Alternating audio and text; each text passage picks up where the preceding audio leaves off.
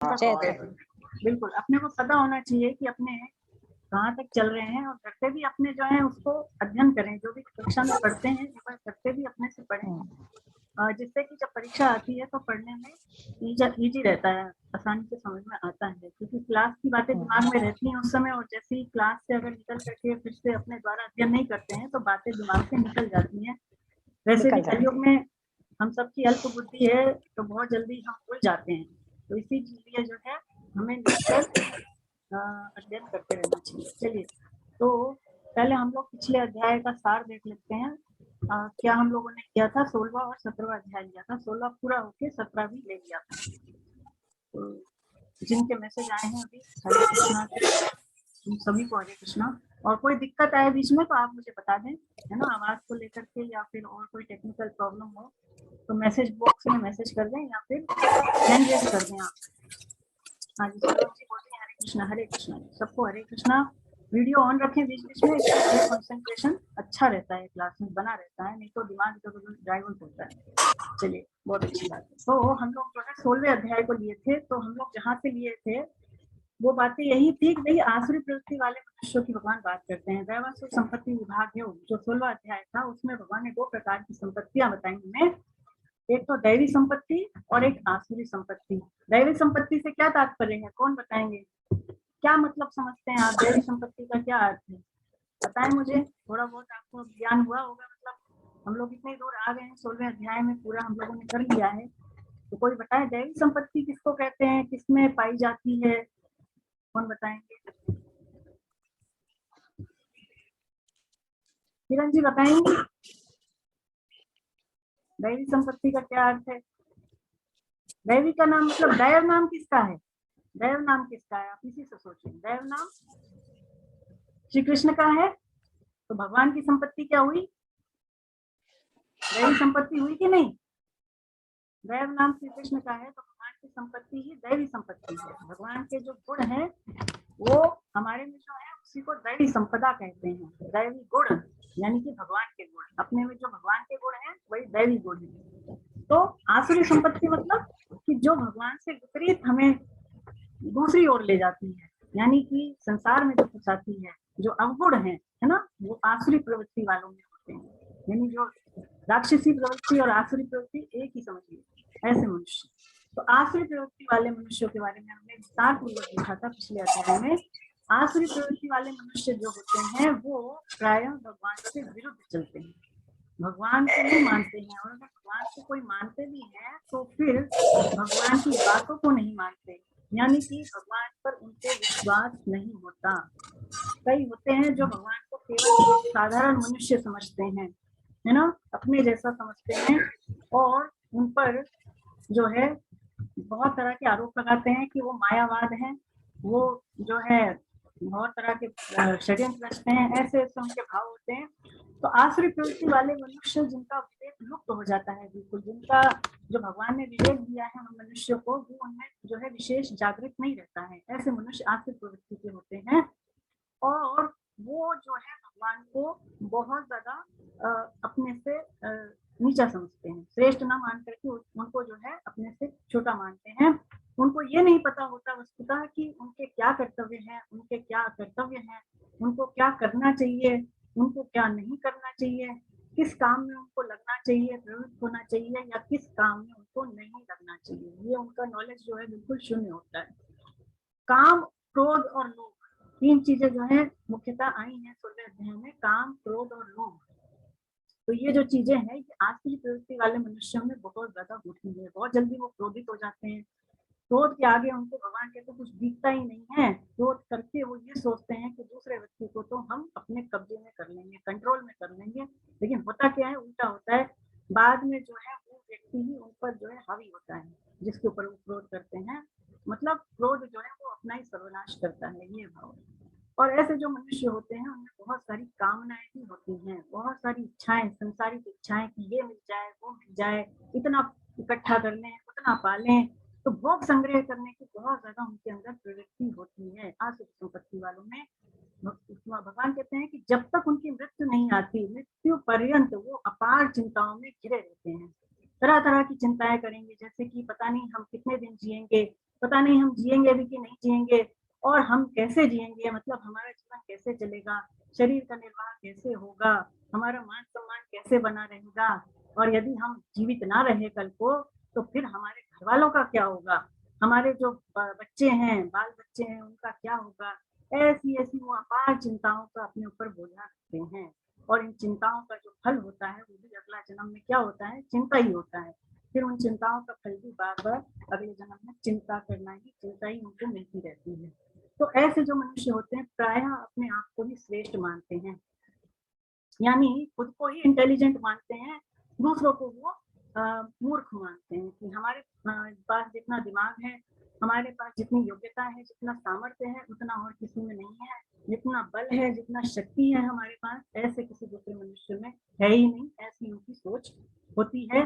तो ऐसे जो मनुष्य होते हैं जिनकी इस प्रकार की धारणाएं होती हैं, तो भगवान कहते हैं कि मैं इनको बार बार नरकों में भेजता हूँ, नरकों में भेजता हूँ, यानी कि भगवान इनको शुद्ध करने के लिए ही नरक में भेजते हैं।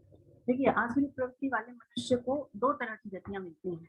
एक तो होती है कि उनको आसुरी योनि ही मिल जाए। आसुरी योनि का क्या मतलब है, मूढ़ योनि। मूढ़ योनि यानी कि जैसे वृक्ष, पेड़ पौधे की योनि मिल जाना, है ना, कोई पशु की योनि मिल जाना, लताओं की, इस प्रकार से मतलब किसी भी ऐसी योनि में चले जाना जिसमें विवेक की हमें ज्यादा आवश्यकता ना पड़े, वो होती है आसुरी योनि। और दूसरी जो उनकी गति होती है वो होती है उनको अधम गति की प्राप्ति होती है। अधम गति की मतलब होता है कि भयंकर नरकों की प्राप्ति होना। क्या होता है कि जब आसुरी मनुष्य को जो पाप होते हैं, यदि उनको भोगने के लिए उनको आसुरी योनि मिल गई और उनके पाप उतने ही हैं, तब तो वो उस योनि में जाकर के मुक्त हो जाते हैं, शुद्ध हो जाते हैं। लेकिन अगर उनके पाप बहुत ज्यादा हैं तो आसुरी योनि में जाकर के भी उनके पाप उससे वो मुक्त नहीं होते। फिर भगवान क्या करते हैं, फिर उनको अधोगति की प्राप्ति कराते हैं, यानी भयंकर नरकों में भेजते हैं, वहां जाकर के फिर वो पापों से रहित होते हैं। और जब वो शुद्ध होते हैं तो फिर अगर कृपा हो जाए तो उनको भगवान मनुष्य शरीर दे देते हैं। तो इसका मतलब यह है कि बहुत मुश्किल है कि आर्थिक प्रवृत्ति वाले मनुष्य की भगवान में बुद्धि लग जाए, भगवान को मानता ही नहीं, मानता है तो फिर उनको जो है उस पर श्रद्धा नहीं करता, जान जाता है, जानने के बाद भी श्रद्धा नहीं करता, तो बहुत मुश्किल है। लेकिन अगर किसी संत की कृपा हो जाए, भगवत कृपा हो जाए, या कोई परिस्थिति भयंकर आ जाए, तो ऐसे मनुष्य भी भगवान में लग जाते हैं। भगवान आगे बताते हैं कि काम, क्रोध और लोभ तीनों ही नरक के दरवाजे हैं, जो कि जीव आत्मा का पतन करने वाले हैं। काम, क्रोध और लोभ, हम सभी समझते हैं कामनाएं बहुत अधिक हो मनुष्य में, क्रोध होना और लोभ होना, तो ये तीन चीजों जो है मनुष्य को उसका त्याग कर देना चाहिए, क्योंकि यदि इसका त्याग करेंगे तभी परम गति की प्राप्ति होगी। यानी जो हमें बंधन होता है मुख्यतः, जो आसुरी होने का जो मूल है, जो कारण है, वो यही तीन चीजें हैं, काम, क्रोध और लोभ। तो इसका त्याग करके जो मनुष्य कर्म करता है फिर वो सदगति प्राप्त करता है, फिर उसकी जो है अच्छी गति होती है। भगवान आगे कहते हैं कि मनुष्य को कर्तव्य अकर्तव्य के विषय में शास्त्रों को प्रमाण रखना चाहिए, कि हमें क्या करना है, क्या नहीं करना है, इसको कैसे जाना जाए। शास्त्रों के माध्यम से हम इसको जान सकते हैं।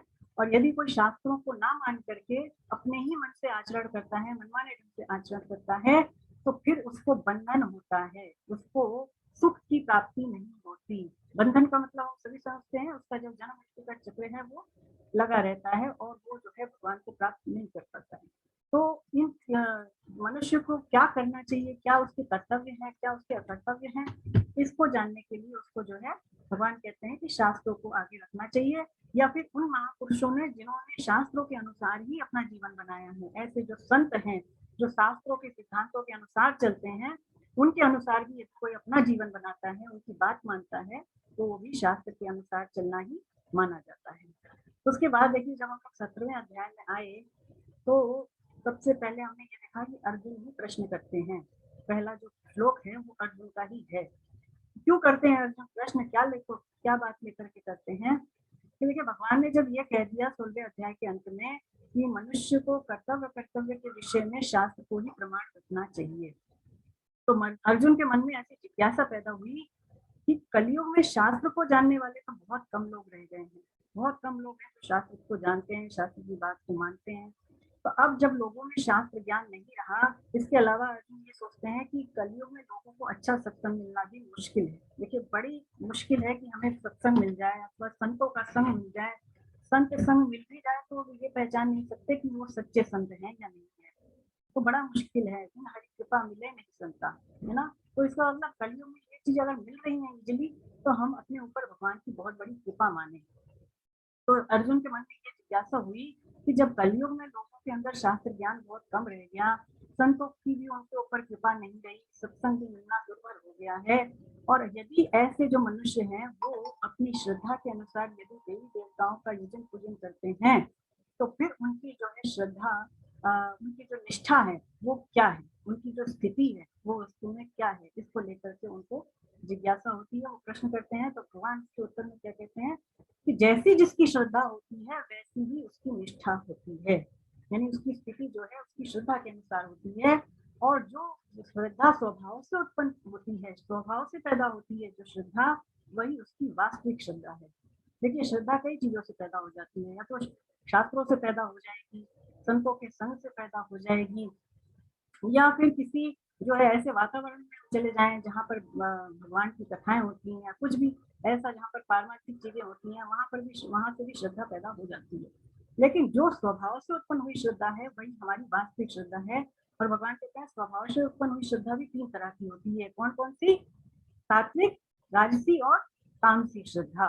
तो ये श्रद्धा जो है बहुत ज्यादा जरूरी है अध्यात्म के क्षेत्र में। और चाहे हम शास्त्रों का अध्ययन करें, किसी को भी यदि हम मानेंगे तो सबसे पहले श्रद्धा को लेकर के ही आगे बढ़ते हैं, अध्यात्म में भी श्रद्धा को लेकर के ही आगे बढ़ते हैं। फिर भगवान कहते हैं कि सात्विक जो मनुष्य होते हैं वो देवी देवताओं का पूजन करते हैं। सात्विक मतलब जो दैवी संपदा वाले मनुष्य हैं वो देवी देवताओं का ही पूजन करते हैं। और जो राजसी मनुष्य होते हैं वो यक्षों और राक्षसों का पूजन करते हैं। और जो तामसी मनुष्य होते हैं वो भूत प्रेतों का पूजन करते हैं ना। तो ये समझ सकते हैं जो जिसकी पूजा कर रहा है, हम उसको ये जान सकते हैं कि इसके अंदर उसको अभी कौन सी श्रद्धा है, या सात्विक है, या राजसी है, या तामसी है। और जो जिस देवता का पूजन करता है वो उसी को प्राप्त होता है, ये पहले ही हम लोगों ने देखा था ना। तो मतलब देवी देवताओं का पूजन करने वाले उनको ही मिलते हैं, भूत प्रेतों का उनको ही मिलते हैं, और जो यक्ष राक्षसों का करते हैं वो उनको ही प्राप्त होते हैं। पितरों का पूजन की बात हुई थी, तो पितरों का पूजन भी त्याज्य नहीं है, उनकी भी निष्काम भाव से हमें जो है श्राद्ध तर्पण करना चाहिए। तो अगर निष्काम भाव से करते हैं, उनको भगवत कोटि का मान करके करते हैं, तो उससे भी वो जो है हमारी मुक्ति हो जाती है। देखिए फिर आगे भगवान ने ये बताया कि आसुरी संपत्ति वाले जो है मनुष्य ऐसे भी होते हैं जो शास्त्रों को जानते हैं, परंतु वो जानबूझ करके उसका विरोध करते हैं। कुछ तो होते हैं जो नहीं जानते हैं इसलिए वो उसकी अवज्ञा कर देते हैं, और कुछ होते हैं जो जानते तो हैं पर जानबूझ करके वो उसकी उल्लंघना करते हैं, उसकी अवहेलना करते हैं। तो ऐसे मनुष्य जो होते हैं वो जिद पूर्वक हठ पूर्वक तप करते हैं, जिद पूर्वक हठ पूर्वक तप करते हैं, शरीर को कष्ट देते हैं और उसी को बड़ा भारी तप समझते हैं। और ऐसे जो मनुष्य होते हैं भगवान कहते हैं वो शरीर में स्थित 5 तत्वों को क्रश करते हैं। शरीर किससे बना हुआ है? 5 तत्वों से ही बना हुआ है ना, पृथ्वी, जल, आकाश, वायु और तेज। तो भगवान कहते हैं कि वो शरीर में स्थित 5 तत्वों को क्रश करते हैं। इसके अलावा ऐसे जो मनुष्य होते हैं वो मुझे भी क्रश करते हैं। भगवान को क्रश करने का क्या मतलब है कि भगवान की आज्ञा के विरुद्ध चलना, जैसा भगवान कहे उसको ना मान करके और अपने मन से चलना। तो ये जो मनुष्य है भगवान कहते हैं कि ये जो है तपस्वी, अपने आप को बहुत बड़ा तपस्वी, अपने आप को बहुत ज्यादा जो है ज्ञानी मानते हैं, लेकिन वस्तुतः इनके अंदर पूरी मूर्खता ही होती है, इनके अंदर अज्ञान ही होता है। तो यहीं तक हम लोगों ने लिया था। जो हम लोगों का 6वां श्लोक था उसमें यही बात आई थी। अब हम लोग जो है आज 7वें श्लोक से लेंगे, यानी 17वें अध्याय के 7वें श्लोक से हम लोग आज आगे के श्लोक लेंगे। चलिए तो मैं इसका पीपीटी आपके सामने शेयर कर रही हूँ।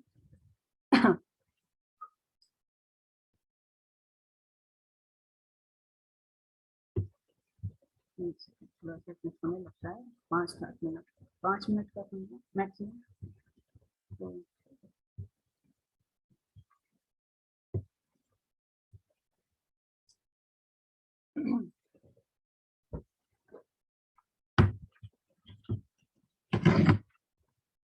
तो और देखिए जो 7 से लेकर के 12 तक सॉरी 22 तक जो श्लोक आएंगे, 7 से लेकर जो 22 तक श्लोक आएंगे, उसमें भगवान ने आहार, यज्ञ, दान और तप, आहार, यज्ञ, दान और तप के अलग अलग भेद बताए हैं कि आहार कितने प्रकार का होता है, यज्ञ कितने प्रकार के होते हैं, दान तप आदि चीजें कितने कितने प्रकार की होती हैं, इनकी भगवान हमें बातें बताएंगे 7 से लेकर 22 तक जो श्लोक आएंगे उनमें। तो हम लोग जो है 7वां श्लोक पढ़ते हैं।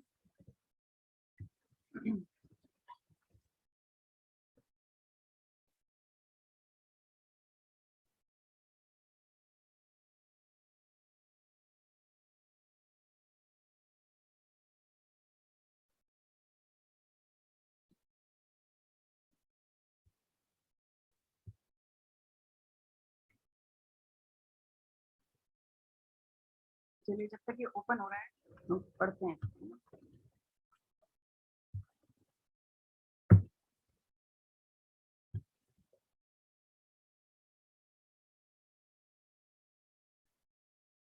हम्म 7वां श्लोक। आहस्त्वपि सर्वस्य त्रिविधो भवति प्रियः यज्ञस्तपस्तथा दानं तेषां वेदमिमं शृणु। आहार भी सबको 3 प्रकार का प्रिय होता है और वैसे ही यज्ञ तप और दान भी 3 प्रकार के होते हैं, अर्थात शास्त्रीय कर्मों में भी गुणों को लेकर के 3 प्रकार की रुचि होती है, तू उनके इस भेद को सुन। तो अर्जुन को भगवान यहाँ पर सुनने के लिए कहते हैं। तो स्वामी जी इसके बारे में ये समझाते हैं कि यदि कोई मनुष्य की श्रद्धा और रुचि यजन पूजन में नहीं है, कोई नहीं मानता है, किसी भी देव देवता का यजन पूजन नहीं करता है, किसी में भी उसकी यदि श्रद्धा नहीं है, तो फिर ऐसे मनुष्यों की निष्ठा की पहचान यानी स्थिति की पहचान कैसे होगी, कैसे उसको जाना जाएगा। तो भगवान कहते हैं इसके उत्तर में कि देखिए हर एक मनुष्य को जीवन निर्वाह के लिए भोजन तो करना ही पड़ता है, सबको भोजन करना पड़ता है, चाहे वो गृहस्थ हो चाहे वो जीवन मुक्त हो, तो भोजन की आवश्यकता सबको पड़ती है। तो उसकी भोजन की रुचि के अनुसार ही, उसकी भोजन की रुचि से ही उसकी श्रद्धा की पहचान, उसकी निष्ठा की पहचान फिर हो जाएगी, है ना, कि उसकी कौन सी निष्ठा है, सात्विक है, राजसी है या तामसी है। भगवान इसमें ये भी कहते हैं इसी तरह से जो शास्त्रीय यज्ञ दान और तप है वो भी 3 प्रकार के होते हैं। आगे बताएंगे भगवान, सात्विक राजस और तामस, तो 3 प्रकार के होते हैं। इससे यह भी सिद्ध होगा, स्वामी जी कहते हैं, कि जो विचार भाव और क्रियाओं में, विचार भाव और क्रियाओं में जो सात्विक होगा वो सात्विक मनुष्य को, और जो राजस होगा वो राजसी मनुष्य को, और जो तामस होगा वो तामसी मनुष्य को ही प्रिय होगा। देखिए मनुष्य के स्वभाव से जो क्रियाएं उत्पन्न होती हैं, हमारे स्वभाव से जो क्रियाएं पैदा होती हैं वो 2 तरह की होती हैं। एक तो होती है शास्त्रीय क्रियाएं और एक होती है व्यावहारिक क्रियाएं। तो जहां पर भगवान ने गीता में व्यावहारिक क्रियाओं की बात की है, तो वहां पर हमें खान पान के साथ साथ सारी की सारी व्यावहारिक क्रियाओं को लेना चाहिए। सारी की सारी व्यावहारिक क्रियाएं यानी उठना बैठना चलना फिरना सोना जगना, सारी की सारी क्रियाओं को लेना चाहिए।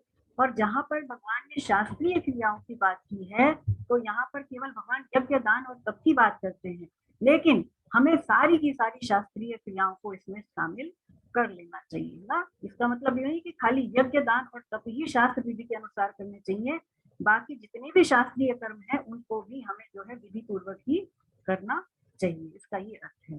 देखिए अब भगवान जो है सात्विक राजस और तामस आहार के बारे में हमें बताते हैं। तो 3 प्रकार के आहार होते हैं, इनको पढ़ते हैं, इनमें समझने जैसा कुछ नहीं है, केवल इसकी जो है अगर रीडिंग करते हैं तो समझ में आता है कि सात्विक मनुष्य कैसा भोजन करता है, राजसी कैसा करता है, तामसी। पढ़ते हैं इसको। आयु सत्व बलारोग्य सुख प्रीति विवर्धनः रस्यः स्निग्धा स्थिरा हृदया आहारः सात्विक प्रियः। आयु सत्व गुण बल आरोग्य सुख और प्रसन्नता बढ़ाने वाले, स्थिर रहने वाले, हृदय को शक्ति देने वाले, रसयुक्त तथा चिकने ऐसे आहार अर्थात भोजन करने के पदार्थ सात्विक मनुष्य को प्रिय होते हैं। तो देखिए कैसे भोजन की बात भगवान यहाँ पर कर रहे हैं, तो इसको पढ़े स्वामी जी क्या बताते हैं इसके बारे में। जैसे कि फल है ना, फल सात्विक भोजन में आता है, दूध खांड ये सारे रसयुक्त पदार्थ हैं, ये सारे रसयुक्त पदार्थ हैं। इसके अलावा घी मक्खन बादाम काजू ये सारे भी सात्विक पदार्थ में आते हैं। इनसे निकला हुआ जो स्नेह युक्त भोजन है वो सारा जो है अच्छी तरह से जो पका हुआ है, जो ताजा है, जो फ्रेश है, ऐसा जो भोजन है वो सात्विक मनुष्य को प्रिय होता है। तो देखिए सात्विक जो मनुष्य होता है भोजन करने से पहले सोचता है कि इसका परिणाम क्या होगा, मैं भोजन करूंगा तो इसका क्या रिजल्ट होगा मेरे ऊपर, तो वो पहले परिणाम के ऊपर दृष्टि रखता है और फिर वो भोजन करता है। तो इसीलिए भगवान ने देखिए इस श्लोक में पहले परिणाम की बात कही और उसके बाद सात्विक भोजन के प्रकार उन्होंने बताए ना। तो बहुत ज्यादा जरूरी है हम कुछ भी खाएं तो उसका बाद का जो रिजल्ट होगा उसके बारे में विचार करें कि वो हमारे लिए अच्छा है या बुरा है, स्वास्थ्य के लिए अच्छा है या फिर वो हमारे लिए नुकसानदायक है। चलिए अब भगवान जो है राजसी भोजन के बारे में बताते हैं कैसा होता है वो। कट्वं लवणात्युक्ष्णा तीक्ष्ण रुक्ष विदाहिना राजसस्येष्टा दुख शोकामया प्रदाः। अति कड़वे, अति खट्टे, अति नमकीन, अति गरम, अति तीखे, अति रूखे और अति दाहकारक आहार अर्थात भोजन के पदार्थ राजसी मनुष्य को प्रिय होते हैं, जो कि दुख शोक और रोगों को देने वाले हैं। तो देखिए राजसी मनुष्य जो है वो राग पूर्वक भोजन करता है, पहले वो परिणाम नहीं सोचता है, उस भोजन का स्वाद लेता है पीछे परिणाम सोचता है। तो इसीलिए भगवान ने जो राजसी भोजन की बात की है उसमें पहले उन्होंने भोजन का प्रकार बताया और बाद में ही उन्होंने उसका रिजल्ट बताया कि क्या परिणाम होता है। तो करेला जैसे स्वामी जी बताते हैं इसके बारे में कैसा राजसी भोजन होता है। करेला हुआ, ग्वार पाठा हुआ, अधिक कड़वे पदार्थ यानी ग्वार पाठा करेला से भी जो है अधिक कड़वे पदार्थ, ऐसे पदार्थ, इमली हुई, ज्यादा खट्टी जो चीज होती है जैसे अमचूर है, नींबू है, छाछ, सिरका, ये सारे खट्टे पदार्थ, अधिक नमकीन नमक वाले जो पदार्थ हैं, गरम गरम पदार्थ, तीखी लाल मिर्च वाले पदार्थ जिसमें घी दूध आदि बहुत अधिक मात्रा में है, ऐसे जो भोजन होते हैं वो सारे भोजन राजसी मनुष्य को प्रिय होते हैं, है ना। तो मतलब हम समझ जाएं कि हम जो भोजन कर रहे हैं उसमें जो है वो राजसी में आता है या वो सात्विक में आता है अथवा तामसी में आता है। तो ये भगवान जो बता रहे हैं उससे हमें आइडिया लग जाता है। चलिए आगे जो है भगवान तामसी भोजन की बात करते हैं। तामसी मनुष्य कैसा भोजन करता है।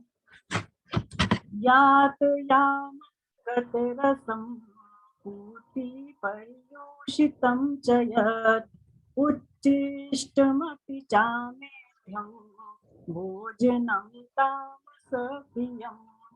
जो भोजन सड़ा हुआ, रस रहित, दुर्गंधित, बासी और झूठा है तथा जो महान अपवित्र मांस आदि भी है वह तामसी मनुष्य को प्रिय होता है। तो देखिए तामसी मनुष्य किस प्रकार का भोजन करता है। स्वामी जी समझाते हैं कि ऐसा भोजन जिसको पकने के लिए अच्छी तरह से समय नहीं प्राप्त हुआ, यानी जो जल्दी जल्दी पका लिया गया है, इसके अलावा जो अध पका है यानी कच्चा कच्चा सा जो है, और जिसका समय भी बीत गया है यानी जो एक्सपायर हो गया है, जिसका समय भी बीत गया है, जो फ्रिज की सहायता से रखा जाता है भोजन बहुत दिनों तक, ऐसे जो भोजन होते हैं वो सारे के सारे जो फल हुए, साग हुए या फिर वो भोजन जो कुछ भी है वो सारा का सारा तामसी भोजन है। इसके अलावा स्वामी जी बताते हैं कि जो सड़न से पैदा की हुई चीजें हैं जैसे कि मदिरा, इसके अलावा देखिए दुर्गंध वाली चीजें हुई जैसे कि प्याज लहसुन हुआ, इसके अलावा रजवीर से पैदा हुआ जैसे कि मांस मच्छी अंडा जो चीजें हैं वो सारा तामस भोजन में आता है। तामसी मनुष्य को ये प्रिय होते हैं। स्वामी जी कहते हैं इस श्लोक के बारे में कि यदि सात्विक भोजन भी बहुत ज्यादा राग पूर्वक खाया जाए तो फिर वो भोजन राजस हो जाता है। सात्विक भोजन की बहुत ज्यादा अगर राग पूर्वक खाते हैं, बहुत ज्यादा उसको टेस्ट लेके खाते हैं तो वो राजस हो जाता है, और अगर लोलुपतावश अधिक खा लेते हैं भोजन को तो फिर वो भोजन तामस हो जाता है, तामसी हो जाता है। भिक्षा में मिला हुआ अन्न यानी भीख में मिला हुआ जो अन्न है, चाहे वो बासी हो चाहे सूखा हुआ क्यों ना हो, लेकिन वो यदि भगवान को भोग लगा करके और भगवान का नाम लेकर के स्वल्प मात्रा में खाया जाए तो फिर वो भाव और त्याग की दृष्टि से सात्विक हो जाता है। बताइए सारा का सारा जो खेल है वो भाव का है ना। यानी भीख वाला जो भोजन है, जो भिक्षा में मिला हुआ भोजन है, वो भी भाव की दृष्टि से सात्विक हो जाता है। इसके अलावा स्वामी जी बताते हैं कि शुद्ध कमाई के पैसों से यदि अनाज आदि पवित्र खाद्य पदार्थ लाई जाए, घर में खरीदी जाए और उनको पवित्रता से बनाया जाए और यदि भगवान के भोग लगाया जाए और यदि भगवान का नाम लेकर के और स्वर्ग उसको जो है प्रसाद बुद्धि से खाया जाए तो फिर ऐसा भोजन भी जो है वो सात्विक कहलाता है ना। तो ये मतलब हम घर में जो भी बनाए उसको जो है भगवान का नाम लेते हुए बनाए। देखिए माताएं जो बहनें हैं जो रसोई में भोजन बनाती हैं उनको भी ये चाहिए कि जब भी वो भोजन बनाए तो भीतर ही भीतर भगवान का चिंतन करें। तो इससे क्या होगा कि हमारे अंदर जो है वो सात्विकता आएगी और जब बहुत ज्यादा भाव बढ़ जाता है तो निर्गुण अवस्था भी आ जाती है। शास्त्रों में ऐसा आता है कि जैसा हम अन्न खाते हैं उसका हमारे मन पर असर पड़ता है ना। आपने सुना भी होगा, जैसा खाए अन्न वैसा होए मन, जैसा करे संग वैसा चढ़े रंग। तो इसका मतलब यह है कि हमेशा शुद्ध सात्विक भोजन करना अच्छा रहता है। स्वामी जी समझाते हैं कि भोजन का जब भी पहला ग्रास आप मुंह में रखें तो भगवान का नाम लेकर के ही उसको मुंह में डालें। भोजन का पहला ग्रास, पहला कौर जब मुंह में डालें तो भगवान का नाम लेकर के उसको मुंह में डालें। प्रत्येक ग्रास को चबाते हुए 2 बार महामंत्र बोलें और फिर उस ग्रास को निगले। 2 बार महामंत्र बोलना चाहिए। तो 2 बार महामंत्र बोलने से क्या होता है कि हमारे मुख से 32 बार भगवान का नाम निकलता है। क्योंकि एक मंत्र में कितने अक्षर हैं? 16 अक्षर हैं ना। तो 16 कितने हो गए? 32 हो गए। तो 2 बार महामंत्र बोलने से 32 बार भगवान का नाम हमारे मुख से निकलता है। और हमारे मुख में दांत भी कितने हैं? हम सब के मुख में कितने दांत हैं? 32 है ना। तो 32 बार भगवान का नाम निकल गया एक तरह से। तो 32 दांतों के लिए समझिए एक एक नाम है ना। तो इससे क्या होगा, स्वामी जी कहते हैं कि जो भोजन है वो बहुत ज्यादा सुपाच्य और आरोग्यदायक हो जाएगा है ना। उससे बीमारियां नहीं होंगी और थोड़े से भोजन करने से ही हमें तृप्ति हो जाएगी। बहुत ज्यादा जो है खाने की आवश्यकता नहीं पड़ेगी। भगवान नाम लेकर के खाएंगे तो थोड़े से अन्न से ही पेट भर जाएगा और भोजन भी हमारा भजन बन जाएगा। कितनी अच्छी बात है, भजन का भजन हो रहा है और पेट का पेट भर रहा है हमारा है ना। तो बहुत अच्छा रहेगा अगर भगवान का चिंतन करते हुए भोजन करें। फिर उसके बाद स्वामी जी बताते हैं कि मनुष्य को ये चाहिए कि जब भी वो भोजन करें अपने मन को शांत और प्रसन्न रखें। यानी कि जब उसके मन में काम क्रोध लोभ जैसी वृत्तियां आए तो उस समय वो भोजन ना करे है ना। अगर ये वृत्तियां आती हैं तो क्या होता है कि इनका असर भोजन पर पड़ता है। जैसे अगर काम क्रोध लोभ है और उस समय भोजन कर रहे हैं तो वो भोजन भी उसी तरह का हो जाएगा। तो उसका असर भोजन पर पड़ता है और उसी से हमारा अंतःकरण जो है बनता है। भोजन जैसा करते हैं उसी से हमारा अंतःकरण बनता है। इसके अलावा देखिए एक और बात है कि यदि कोई बुरे व्यक्ति की दृष्टि अथवा पशु जैसे कुत्ता उसकी दृष्टि यदि भोजन पर पड़ जाती है तो भी भोजन अपवित्र हो जाता है। तो उसको पवित्र करने का क्या उपाय है? स्वामी जी कहते हैं कि फिर मनुष्य को चाहिए कि वो ऐसा भाव करे कि इस रूप में परमात्मा ही पधारे हैं और थोड़ा सा जो भोजन है उसको दे दें पहले और जो बचा हुआ शुद्ध अन्न है फिर उसको स्वयं ग्रहण करना चाहिए।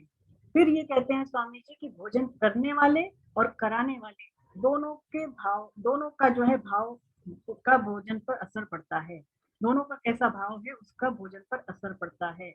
यदि भोजन कराने वाले का बहुत ज्यादा प्रसन्नता का भाव है तो वो भोजन बहुत उत्तम दर्जे का होगा। यानी कोई बहुत ज्यादा खुशी खुशी भोजन करा रहे हैं तो भोजन बहुत ही उत्तम दर्जे का होगा।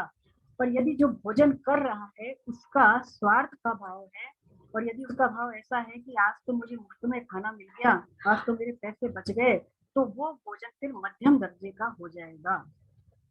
और यदि भोजन कराने वाला खुड़ करके भोजन करा रहा है और भोजन करने वाले का भी स्वार्थ का भाव है तो वो भोजन निकृष्ट दर्जे का हो जाएगा यानी नीचे दर्जे का हो जाएगा है ना। तो ये सारे जो है भोजन के अलग अलग लेवल है ना। हाई फिर मीडियम फिर लो, वो जो है वो सब चीजों से देख करके बनता है। देखिए इसके अलावा जो एक और बात है कि दूध का भी असर प्राणियों पर पड़ता है। भोजन का तो पड़ता ही है लेकिन दूध का भी पड़ता है। जैसे कि उदाहरण के लिए कुछ घोड़े थे तो उनमें से कुछ को तो गाय का दूध पिलाया गया और कुछ को भैंस का दूध पिलाया गया। अब क्या किया, उनको एग्जामिन करने के लिए, उनकी परीक्षा लेने के लिए उनको छोड़ा गया। तो छोड़ा गया तो आगे चले वो घोड़े, तो आगे एक गड्ढा आया। तो अब जिन्होंने भैंस का दूध पिया था जिन घोड़ों ने, वो क्या किए, वो उसी गड्ढे में लौट गए है ना, उसी में तैरने लगे, लोटपोट हो गए। और जिन्होंने गाय का दूध पिया था वो उस गड्ढे को पार कर गए। इसका क्या अर्थ है कि जो गाय का दूध है वो भैंस के दूध से कहीं ज्यादा श्रेष्ठ माना गया है ना। तो गाय का दूध पीना चाहिए, ऐसा जो है स्वामी जी कहते हैं। चलिए अगला जो श्लोक है उसको लेते हैं, 11वां श्लोक।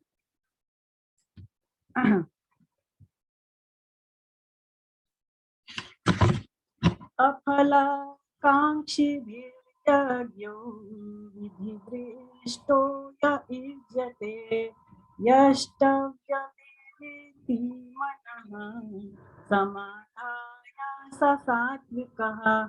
यज्ञ करना ही कर्तव्य है, इस तरह मन को समाधान करके फल इच्छा रहित मनुष्यों द्वारा जो शास्त्र विधि से नियत यज्ञ किया जाता है वह सात्विक है। तो यहाँ पर भगवान अब जो है यज्ञ दान और तप की बात करेंगे, तीन प्रकार के जो होते हैं। तो सात्विक यज्ञ की बात भगवान करते हैं। तो सात्विक यज्ञ के बारे में स्वामी जी बताते हैं कि जब भगवान श्री कृष्ण ने हमें मनुष्य शरीर दे दिया तो इस मनुष्य शरीर को पा करके हमें अपने वर्ण आश्रम के अनुसार और शास्त्र विधि के अनुसार यज्ञ करना ही केवल मेरा कर्तव्य है, इस भाव से यदि यज्ञ करते हैं तो फिर वो यज्ञ सात्विक कहलाता है।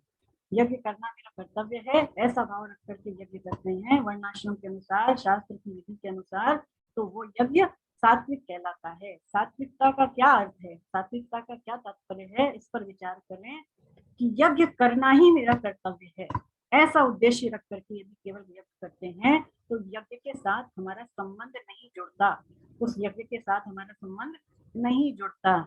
लेकिन अगर कर्ता में अनेक प्रकार की इच्छाएं होंगी, जैसे कि यज्ञ करने से मुझे जो है धन संपत्ति मिल जाए, मान सम्मान मिल जाए, या मुझे ऊंचे ऊंचे लोगों की प्राप्ति हो जाए, या अगले जन्म में भी धनादि चीजें मिल जाएं, तो फिर इस प्रकार की यदि यज्ञ करते समय इच्छाएं होंगी तो फिर वो यज्ञ के साथ हमारा संबंध जुड़ जाएगा।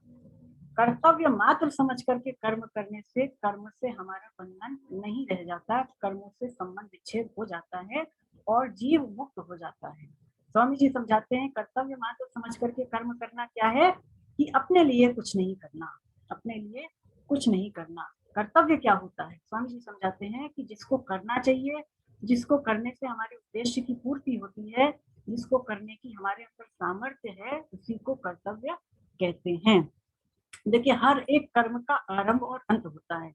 हर एक कर्म का क्या होता है कि वो स्टार्ट होता है फिर उसका एंड होता है ना। तो हर एक कर्म का आरंभ और अंत होता है और उसका जो फल मिलता है वो भी उत्पन्न और नष्ट होता है, वो भी उत्पन्न और नष्ट होता है।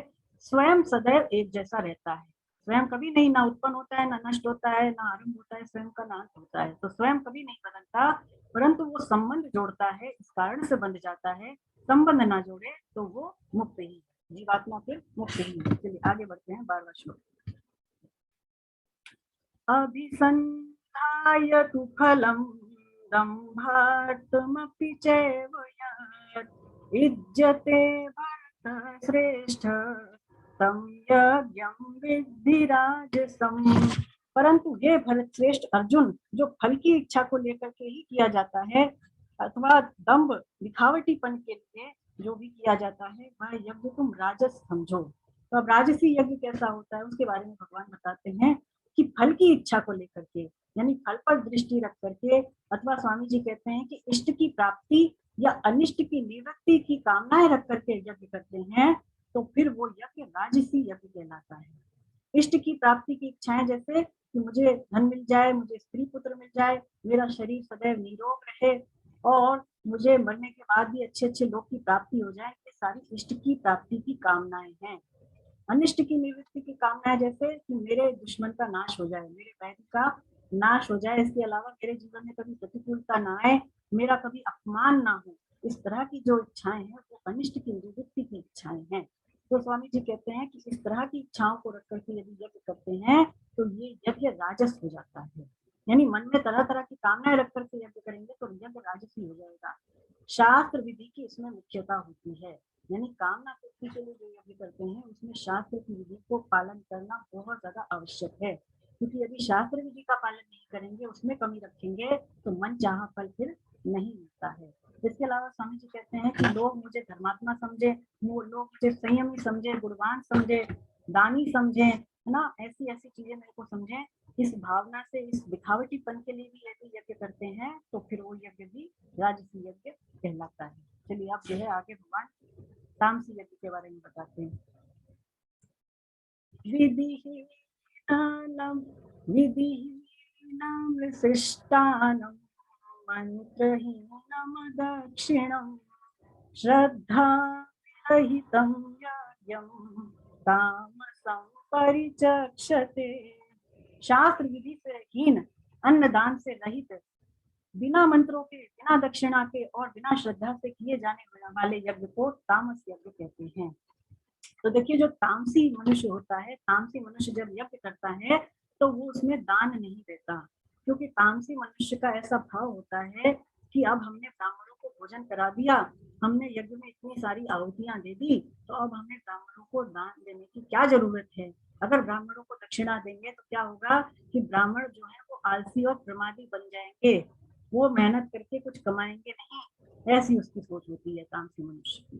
तो स्वामी जी कहते हैं कि वो तामसी मनुष्य ये नहीं सोचते कि दक्षिणा देने से वो ब्राह्मण प्रमादी या आलसी बने अथवा ना बने, लेकिन अपने कर्तव्य कर्म का त्याग करने से, शास्त्र विधि का त्याग करने से हम तो आलसी और प्रमादी बन ही गए, है ना। तो इसका मतलब क्या है कि जिसमें अपने पैसे को बचाने का भाव हो, जिसमें जो है ब्राह्मणों को दक्षिणा ना देने का भाव हो, वो सारा का सारा जो यज्ञ होता है वो तामसी यज्ञ कहलाता है। देखिए, अशुभ जो कुछ भी कर्म होते हैं उसमें अश्रद्धा ही हेतु है। स्वामी जी कहते हैं जो भी अशुभ काम होते हैं अश्रद्धा के कारण ही होते हैं, यदि शास्त्र विरुद्ध आचरण करेंगे तो दंड तो मिलेगा ही। 14वां श्लोक। देव द्विज गुरु प्राज्ञ पूजनम शौचमार्जवम ब्रह्मचर्यम अहिंसा च शारीरम तप उच्यते। तो भगवान अब यहाँ पर शारीरिक तप की बात करते हैं, शरीर से जो तप किया जाता है उसकी बात करते हैं। पहले जो है भगवान किसका नाम लेते हैं, इसको पढ़ते हैं, हिंदी अर्थ इसका लेते हैं। देवता, ब्राह्मण, गुरुजन और जीवन मुक्त महापुरुष का यथा योग्य पूजन करना, शुद्धि रखना, सरलता, ब्रह्मचर्य का पालन करना और हिंसा न करना शरीर संबंधी तप कहा जाता है। तो इसमें भगवान कईयों का नाम लेते हैं, इनका पूजन करना चाहिए। पहले किसका नाम ले रहे हैं भगवान, देवता। तो यहाँ पर जो देवता आया है शब्द, ये 5 देवी देवताओं के लिए आया है, उन्हीं 5 देवी देवताओं के लिए जो भगवत कोटि के माने गए, जिनकी बातें पहले भी हुई थी। कौन कौन से 5 देवी देवता आते हैं भगवत कोटि के, एक तो विष्णु भगवान है, दूसरे जो है गणेश जी, शंकर जी, शक्ति और सूर्य। तो इनकी यदि निष्काम भाव से पूजा करते हैं, स्वामी जी कहते हैं कि इनमें से यदि जिस किसी में भी हमारी श्रद्धा हो तो उसकी हमें निष्काम भाव से पूजा करनी चाहिए, वो भगवान की पूजा मानी जाती है। स्वामी जी इस श्लोक के बारे में बताते हैं कि जो वैष्णव होते हैं वो विष्णु भगवान की, वैष्णव किसकी पूजा करते हैं, वो विष्णु भगवान की करते हैं। जो गाणपत होते हैं वो गणपति की करते हैं, जो शैव होते हैं वो शंकर भगवान की करते हैं, और जो शांत होते हैं वो शक्ति की करते हैं, जो सौर्य होते हैं वो सूर्य भगवान को ही अपना सर्वोपरि ईश्वर मानते हैं। देखिए, इनमें से हमारा जो इष्ट है वो एक ही होता है, एक को अगर इष्ट मानेंगे तो बाकी सारे हमारे लिए क्या हो जाएंगे, देवता हो जाएंगे। इष्ट एक होगा और बाकी सारे हमारे लिए देवता हो जाएंगे। तो स्वामी जी समझाते हैं कि इन देवी देवताओं का हमें यथा अवसर पूजन करना चाहिए। क्यों करना चाहिए, क्योंकि इन देवी देवताओं का पूजन करने की शास्त्रों में आज्ञा है, हमें इनकी पूजा अवश्य करनी चाहिए। क्योंकि ये देवी देवता भी देखिए अगर ना हो तो क्या हो, क्या हमारा जीवन चलेगा, नहीं चलेगा। तो ये देवी देवता हमसे तो बहुत अधिक बड़े हैं, बहुत ज्यादा श्रेष्ठ हैं, तो हमें इन देवी देवताओं का पूजन अवश्य करना चाहिए, लेकिन निष्काम भाव से करना चाहिए। और अगर ऐसा करते हैं तो फिर ये स्वामी जी कहते हैं शास्त्रों की मर्यादा बनी रहती है, शास्त्रों की मर्यादा को बनाए रखने के लिए इनका पूजन करना चाहिए। अगला जो भगवान नाम ले रहे हैं वो है ब्राह्मण का। तो ब्राह्मण देखिए चाहे कैसा भी हो, ब्राह्मण पूजनीय ही होता है, वो पूजनीय ही होगा चाहे वो कैसा ही हो। तो ब्राह्मण नाम से ही पूजनीय है, इसलिए भगवान ने केवल ब्राह्मण का नाम लिया है। देखिए, आपको पता होगा कि जब अश्वत्थामा था वो किसका पुत्र था, वो ब्राह्मण पुत्र था, है ना। तो द्रोणाचार्य का पुत्र था, तो उसने द्रौपदी के 5 पुत्रों की हत्या कर दी थी, लेकिन फिर भी द्रौपदी ने क्या किया, उनको क्षमा कर दिया, उसको क्षमा कर दिया, क्योंकि वो ब्राह्मण पुत्र था। तो ब्राह्मण कैसा भी हो उसका तिरस्कार नहीं करना चाहिए। अगला जो भगवान नाम ले रहे हैं गुरुजन। तो गुरुजन देखिए जिससे भी हमने शिक्षा प्राप्त की है, चाहे वो हमारे माता पिता हो, चाहे वो हमारे बड़े बूढ़े हों, चाहे हमारे कुल गुरु हों, या स्वामी जी कहते हैं कि जो हमसे विद्या, अवस्था और आश्रम में बड़े हैं, है ना, तो वो सारे के सारे जो है गुरु की श्रेणी में आते हैं। फिर भगवान कह रहे हैं गुरु जीवन मुक्त महापुरुष। तो जीवन मुक्त महापुरुष जिसको कि भगवत तत्व का अनुभव हो गया है, ऐसे जो तत्व के महापुरुष हैं, तो इनके सिद्धांतों के अनुसार, इनके वचनों के अनुसार अपना जीवन बनाना ही उनकी पूजा कहलाता है। तो ऐसे महापुरुषों के वचनों का पालन करना ही उनकी पूजा कहलाता है। देखिए इसमें प्रसंग भी आया है, एक ऋषि हुए हैं धौम्य, तो धौम्य ऋषि के जो है शिष्य थे आरुणि। तो आरुणि जो है बहुत ही उनकी बात मानते थे, हर बात वो उनकी मानते थे। एक बार क्या हुआ कि बहुत तेज बारिश हुई, तो धौम्य ऋषि ने कहा आरुणि से, बेटा आरुणि जाओ और खेत पर देख करके आओ कि वर्षा से कहीं खेत की फसल खराब ना हो जाए, कहीं खेतों में पानी ना भर जाए।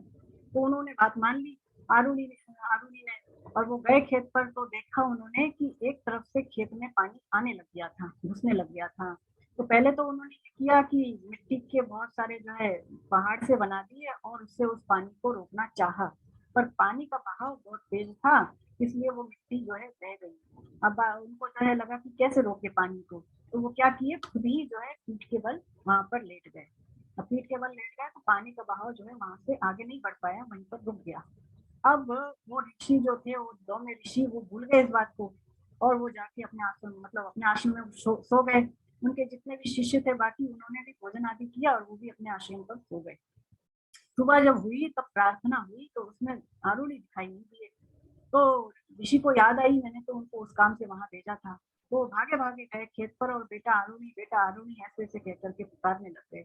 जब वो वहां पहुंचे तो उन्होंने देखा कि आरुणि जो है वो वहां पर खेत की मेड़ पर लेटा हुआ है और वो ठंड से बहुत तेज तेज कांप रहे हैं। उनको दया आ गई, उन्होंने उसको उठाया और उसको गले से लगा लिया, उसका आलिंगन किया और उससे कहा कि बेटा तुमने इतनी सेवा की, मेरी इतनी बात मानी, तुम्हारे अंदर सारे शास्त्रों का, सारे वेदों का ज्ञान प्रकट हो जाएगा, अपने आप प्रकट हो जाएगा, तुमको कुछ करने की आवश्यकता नहीं। तो ऐसे ऋषि जो होते हैं, जो महापुरुष होते हैं, वो उनकी यदि बात मानते हैं तो वही हमारा कल्याण करेंगे, हमें अपने तरफ से पुरुषार्थ अधिक करने की आवश्यकता नहीं पड़ती है ना। भगवान अगला जो इसमें नाम ले रहे हैं, वो कह रहे हैं महापुरुषों का नाम ले लिया उन्होंने, अब वो शुद्धि की बात करते हैं। शारीरिक तत्व में शुद्धि भी आती है, जिसको कि शौचम कहा है संस्कृत में। तो शरीर को पवित्र बनाने का नाम शौच है, शरीर को पवित्र बनाने का नाम शौच है। और यदि मनुष्य शारीरिक शुद्धि रखता है, बाहरी रूप से यदि वो शुद्धि रखता है, तो उससे उसका अंतःकरण भी शुद्ध होता है। देखिए ये जो शरीर है वो हड्डी, मांस, मज्जा आदि घड़ित वस्तुओं से बना है। स्वामी जी कहते हैं ये ऐसी चीजों से तो बना है, अंदर इसको खोल के देखें तो यही मिलेगा, है ना। मांस, मज्जा और ये रक्त वक्त यही सब है इसके अंदर। तो यदि हम जो है शौच रखते हैं तो हमारे अंदर ये भाव आएगा कि चाहे शरीर को कितना ही साफ कर लें, ये शरीर साफ होता नहीं है। देखिए इसमें से लार, कफ, थूक, पसीना और आंख कान का मैल जैसी चीजें वो निकलती रहती हैं, तो वस्तुतः ये साफ होता नहीं है। तो ये केवल गंदगी का पात्र है, गंदगी की फैक्ट्री है, ऐसा जो है हमारे में भाव आता है। तो अगर शारीरिक शुद्धि जो है रखते हैं, तो इसका मतलब ये भी नहीं है कि हम दूसरों का अपमान कर दें। स्वामी जी कहते हैं कि कई लोग होते हैं कि जो अपने आप को शुद्ध तो रखते हैं, लेकिन वो दूसरों का तिरस्कार कर देते हैं। तो शुद्धि का ये मतलब नहीं। देखिए मनुष्य को ये सोचना चाहिए कि भीतर से तो हम सब एक ही जैसे हैं, इससे संसर्ग पैदा होगा, अंदर से हम सारे के सारे अशुद्ध ही हैं ना। तो बाहरी शुद्धि से नहीं इतना जो है तो वो ज्यादा मुख्यता उसकी है, भीतरी शुद्धि का जो है ज्यादा महत्व है। चलिए आर्जवम, आर्जवम मतलब यहाँ पर जो है सरलता, जिसको भगवान कह रहे हैं। स्वामी जी कहते हैं कि शरीर की ऐंठ पकड़ का त्याग करके, स्वार्थ अभिमान का त्याग करके और उठने बैठने शारीरिक क्रियाओं को, उठने बैठने जैसी शारीरिक क्रियाओं को यदि सीधेपन से करते हैं, उसी को आर्जवम कहते हैं। अभिमान यदि हमारे अंदर होगा तो स्वामी जी कहते हैं कि शरीर में टेढ़ापन आ जाता है। और यदि हमारे अंदर अभिमान न हुआ, हम निराभिमान हुए, तो शारीरिक क्रियाओं में स्वाभाविक ही सरलता आ जाती है। तो यहाँ पर भगवान कह रहे हैं ब्रह्मचर्य। तो देखिए 8 प्रकार की क्रियाएं जो है वो ब्रह्मचर्य को भंग करती हैं। स्वामी जी समझाते हैं 8 प्रकार की कौन कौन सी क्रियाएं हैं कि पूर्व में किए हुए स्त्री संग को याद करना, स्त्री के साथ राग पूर्वक बातें करना, हंसी दिल्लगी करना, स्त्री की तरफ राग पूर्वक देखना, स्त्री के साथ एकांत में बातें करना और स्त्री संग का विचार मन में लाना, मन में स्त्री संग का संकल्प करना और साक्षात स्त्री संग करना। तो ये 8 प्रकार की क्रियाएं यदि ना हो तो वो ब्रह्मचर्य मानी गई है। ये सारी की सारी जो है विद्वानों ने बताई है ना, क्रिया विद्वानों ने बताई। अहिंसा, अहिंसा की भगवान यहाँ बात करते हैं, यानी हिंसा ना करना। तो स्वामी जी कहते हैं कि हर प्रकार की हिंसा का त्याग कर देना ही अहिंसा कहलाता है। और हिंसा जो होती है वो स्वार्थ, लोभ, क्रोध और मूर्खता को लेकर के ही होती है। हिंसा किस चीज को लेकर होती है? स्वार्थ, लोभ, क्रोध और मूर्खता। देखिए जैसे कई व्यक्ति होते हैं वो चलते चलते वृक्ष की डाली को तोड़ देते हैं, जैसे सोए हुए पशु को वो लात मार देते हैं, जगा देते हैं उसको, और कई बार घास को वो मोड़ देते हैं, कोई कारण नहीं होता है। स्वामी जी कहते हैं ना इसमें स्वार्थ है, ना इसमें लोभ है, ना इसमें क्रोध है, ये केवल मूर्खता वाली हिंसा है। ये जो है नहीं करनी चाहिए। स्वामी जी समझाते हैं यहाँ पर भगवान ने शारीरिक तप के अंतर्गत जो है कई चीजें बताई। एक तो देव का पूजन बताया, शौच बताया, आर्जवम बताया, ब्रह्मचर्य बताया और अहिंसा बताई। इन पांचों के अंतर्गत हमें जो है स्वामी जी कहते हैं तीरथ व्रत और संयम को भी ले लेना चाहिए, है ना। दो चीजें होती हैं, एक यम होता है, एक नियम होता है। तो नियम का पालन करना तो आसान है, नियम का मतलब कि व्रत आदि चीजों को रखना, वो नियम होता है। और यम मतलब कि मन इंद्रियों पर हमारा कंट्रोल हो, उस पर संयम हो, है ना, शरीर पर मन इंद्रियों पर जो अपना वश होता है उसको जो है यम कहते हैं। तो जो राक्षस लोग होते हैं जैसे कि हिरण्याक्ष था, हिरण्यकशिपु था, वो भी जो है नियम का पालन तो कर लिए लेकिन यम का पालन नहीं करता है। तो यम जो है वो बहुत इंपॉर्टेंट है। तो यम जो है वो शारीरिक तप में ही आता है ना। संयम हुआ मन इंद्रियों का, शरीर का, वो सारा शारीरिक तप में आता है। स्वामी जी समझाते हैं कि तप वही श्रेष्ठ है जिसमें उच्च संकल्प वृत्तियों का त्याग हो और शास्त्र, कुल और लोक मर्यादा की परंपरा को बनाए रखने के लिए संयम पूर्वक हम चलें, तो वही तप होता है।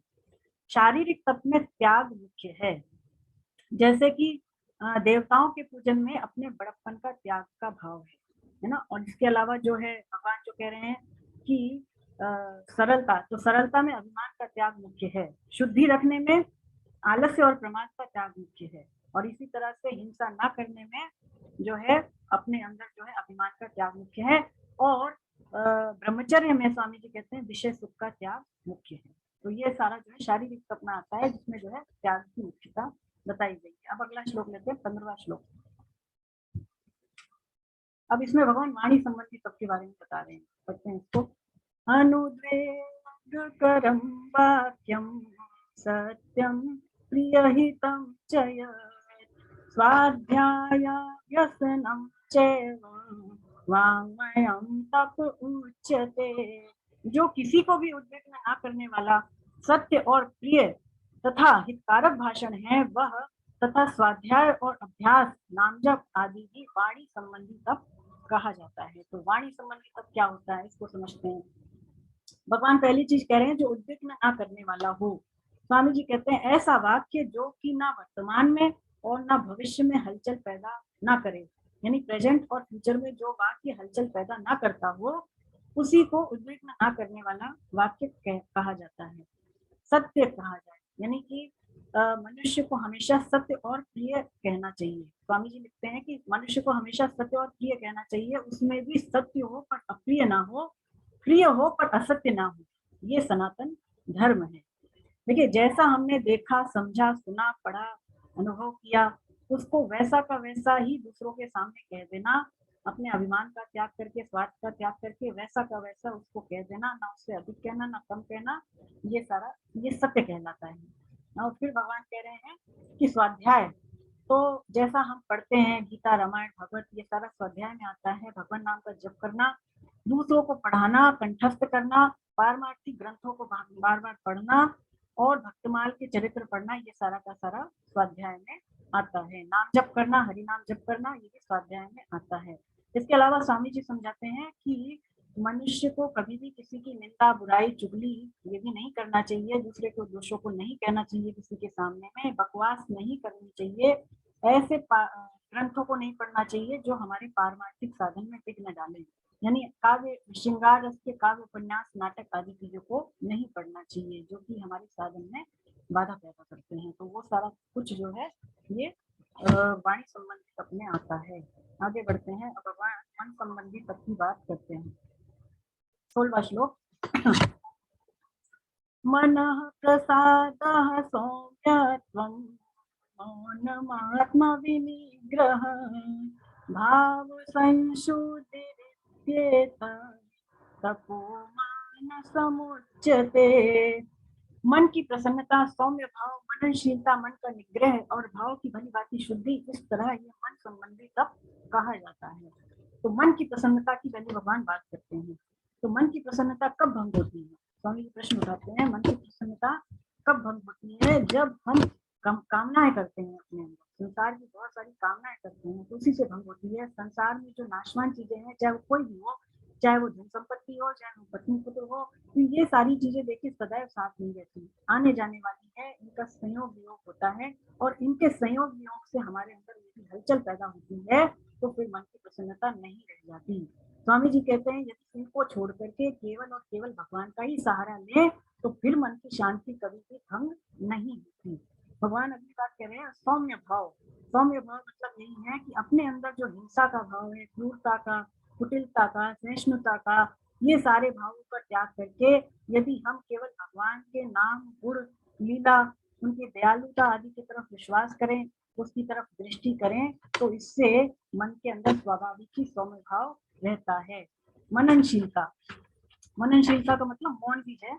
तो स्वामी जी कहते हैं कि जीवन में जो भी परिस्थिति आए, अनुकूलता या प्रतिकूलता, सुख आए, दुख आए, अथवा हर्ष, शोक या राग द्वेष, जो भी चीजें हैं, ये सारी द्वंद्व कहलाती हैं। तो द्वंद्व को लेकर के यदि मन में हलचल नहीं होती है, इन चीजों के द्वंद्व को लेकर के मन में हलचल नहीं होती है, तो इसी को मौन कहा गया है, इसी को मौन कहा गया है। इसके अलावा स्वामी जी कहते हैं कि मनुष्य को ऐसे शास्त्रों का अध्ययन करना चाहिए, मनन करना चाहिए जिसमें भगवान के गुणों का वर्णन हुआ है। गीता, रामायण जैसे इनमें, भागवतम हुआ, तो इनमें जिनमें भगवान के गुणों का वर्णन हुआ है, इन शास्त्रों का मनुष्य को मनन करते रहना चाहिए। संसार के प्राणी सुखी कैसे हो जाएं, सबके दुख कैसे दूर हो जाएं, इसका भी मनन करना चाहिए, और इसका जो है इसके लिए चेष्टा भी करनी चाहिए। तो ये सारी चीजें जो है मौन में आती है ना। और अगली चीज जो भगवान कह रहे हैं, मन का निग्रह। मन का निग्रह, मन का निग्रह मतलब ये है कि मन एकाग्र रूप से तैल धरावत होकर एक ही जो है डायरेक्शन में चलता रहे, यानी मन के द्वारा एक ही का चिंतन हो रहा है एकाग्र रूप से, तो वो मन का निग्रह कहलाता है। और वास्तविक निग्रह क्या कब होता है कि जब साधक अपने मन को जहां लगाना चाहे वहां मन लग जाए, और जहां से हटाना चाहे वहां से मन हट जाए। जितनी देर लगाना चाहे वहां पर वो मन लगा रहे, तो ये मन का निग्रह कहलाता है। स्वामी जी कहते हैं, इसका मतलब यही हुआ कि साधक अपने मन के वशीभूत होकर के कर्म ना करे, अभी तो मन ही उसके वशीभूत होकर के कर्म करे ना। एक भरोसो, एक बल, एक आस विश्वास, एक राम घनश्याम हित चातक तुलसी दास ना। तो केवल अपने मन जो है अपने बस में होना चाहिए। फिर यहाँ पर भगवान कह रहे हैं, भावों की भली भांति शुद्धि। भावों की भली भांति शुद्धि से क्या मतलब है कि जिस भाव में अपने स्वार्थ और अभिमान का त्याग हो, अपने स्वार्थ का, अपने अभिमान का, ये सारी चीजों का यदि त्याग होता है, और दूसरों के भले के बारे में जब हम सोचते हैं कि दूसरों का हित कैसे हो, दूसरों की हितकारिता जो है, उससे भाव की शुद्धि होती है, उसे ही भाव की शुद्धि कहते हैं।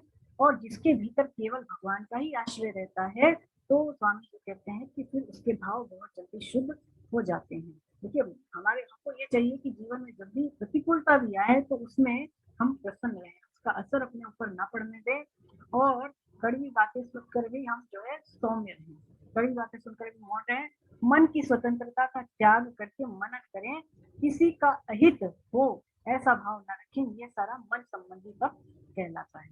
चलिए आगे बढ़ते हैं 17वां श्लोक। श्रद्धया परयाततं तपस्तस्त्रिविधं नरे अफलाकांक्षिभिर्युक्ते सात्विकं परिचक्षते। परम श्रद्धा से युक्त फलेच्छा रहित मनुष्यों के द्वारा जो 3 प्रकार के शरीर, वाणी और मन का तप किया जाता है, उसको सात्विक कहते हैं। तो ये जो 3 तप भगवान ने पहले बताए, शरीर, वाणी और मन, ये तीनों प्रकार की जो तप है, ये बहुत ज्यादा श्रेष्ठ है। स्वामी जी कहते हैं, ये जो तप भगवान ने बताए, यही मनुष्य के लिए उसका सर्वश्रेष्ठ कर्तव्य कर्म भी है, और उसने जो उद्देश्य बनाया है, उस उद्देश्य की पूर्ति के लिए वो उसका रामबाण उपाय भी है। ये तीनों तप यदि कर लेते हैं, तो इसको करने के बाद हमारे लिए कुछ भी करना शेष नहीं रह जाता। बहुत ऊंची चीज है ये, तीनों प्रकार की यदि तप कोई कर ले तो बहुत इससे जो है सब चीजों की सिद्धि अपने आप हो जाती है।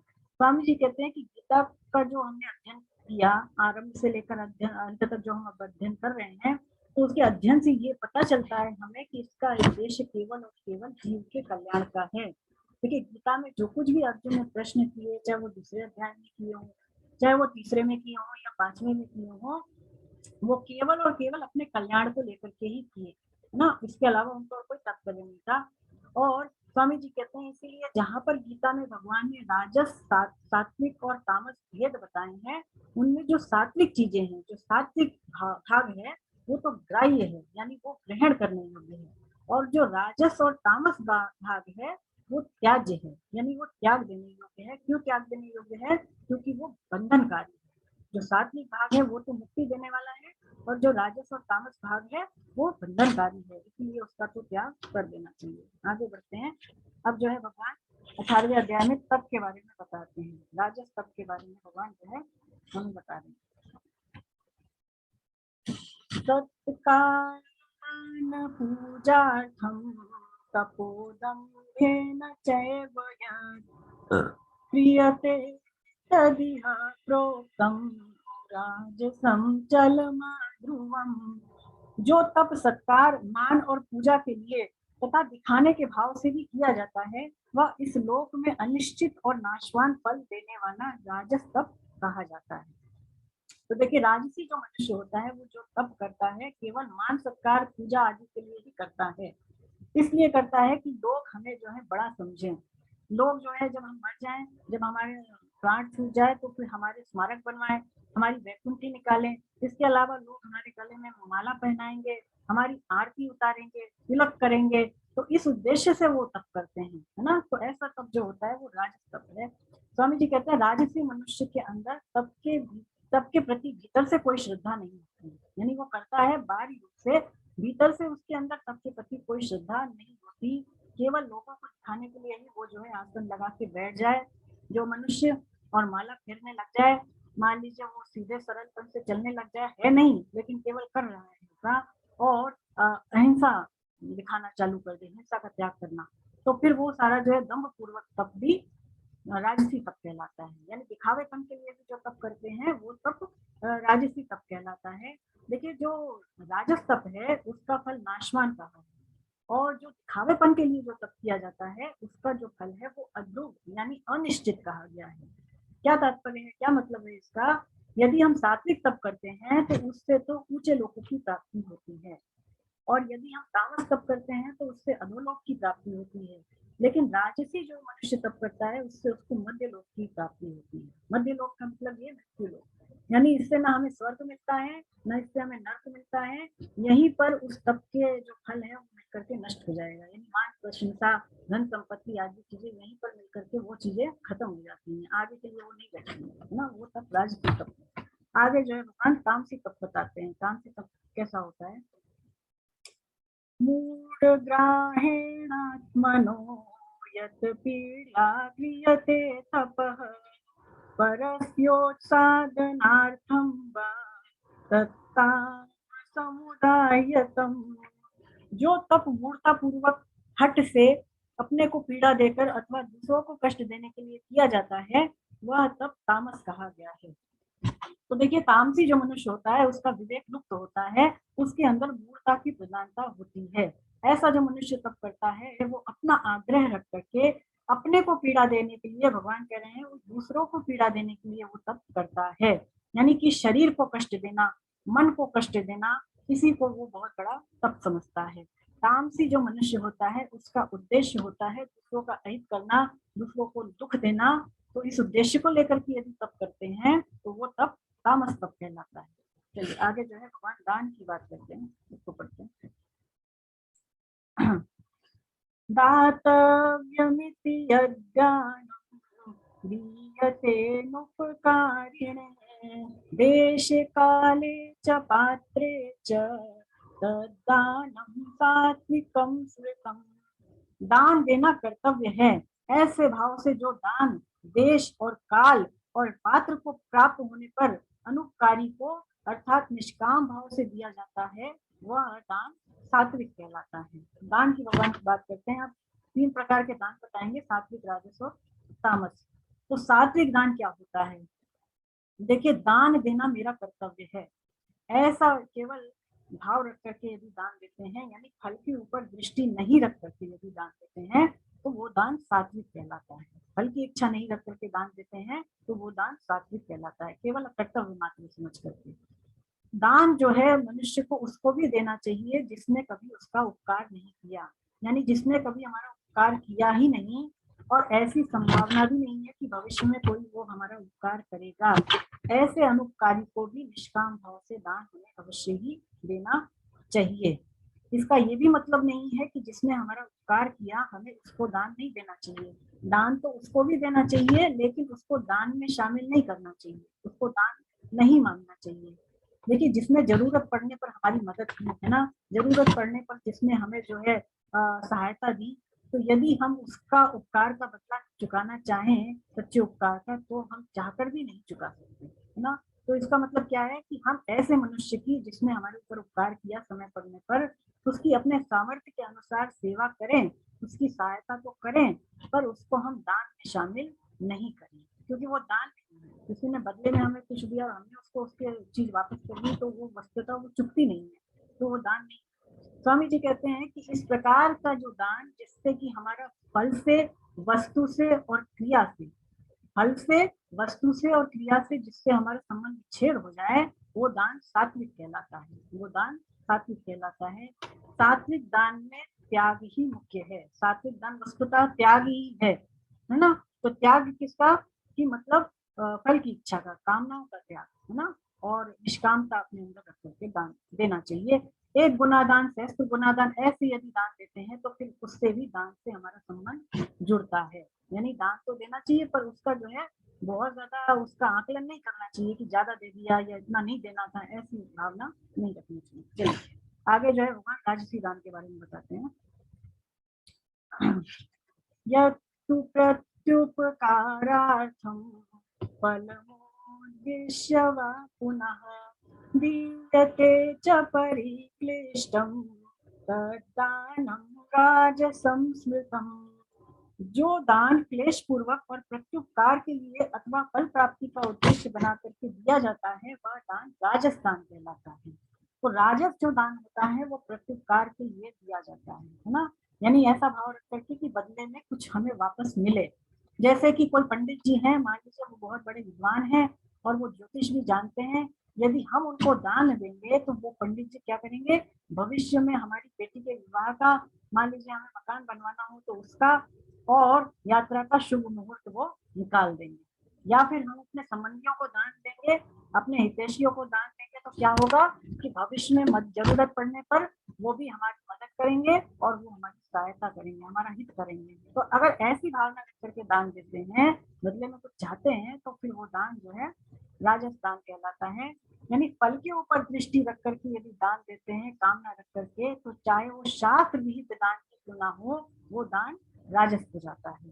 तो राजस दान जो होता है वो बहुत क्लेश पूर्वक दिया जाता है, कसा कसी करके दिया जाता है। जैसे कि इतना दान देने की क्या आवश्यकता है, इतना धन देना तो बहुत ज्यादा है, थोड़ा कम देने तो काम चल जाएगा, ऐसे उसके अंदर सोच होती है।